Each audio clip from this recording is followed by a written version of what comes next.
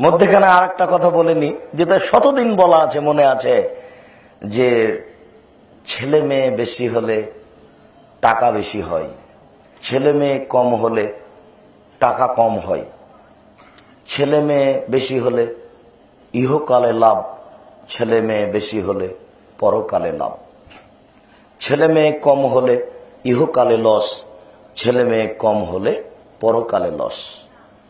ছেলে মেয়ে কম হলে ইহকালে লস কিভাবে? ছেলে মেয়ে কম হবে, টাকা ইনকাম কম হবে, ইহকালে লস। ছেলে মেয়ে কম হলে পরকালে লস কি হবে? ছেলে মেয়ে বেশি হলে টাকা ইনকাম বেশি হবে, ইহকালে লাভ।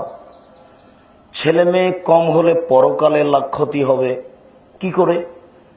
যদি ছেলে 10-12টা হয়, ছেলে মেয়ে 10-12টা, তো দেখবেন যে 7-8টা বেঁচে আছে, 2-3টা মরেছে।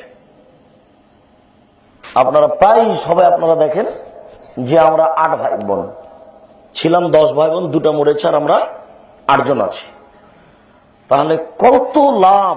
বিচার মাঠে যে ছেলে মেয়েগুলি আপনার বাপের ছোট অবস্থায় মরে গেছে, ওইগুলি বিচার মাঠে আপনার বাপের হাত ধরে নেবে, ধরে নিয়ে আল্লাহকে বলবে আমার বাপকে আগে জান্নাতে দেন, তারপরে আমি। তখন আল্লাহ বলবেন যাও, তুমি যাও, তোমার বাপ মা নয়। না, আগে বাপ মা তারপরে আমি। না, তুমি যাও। না, আমার বাপ মা আগে তারপরে আমি।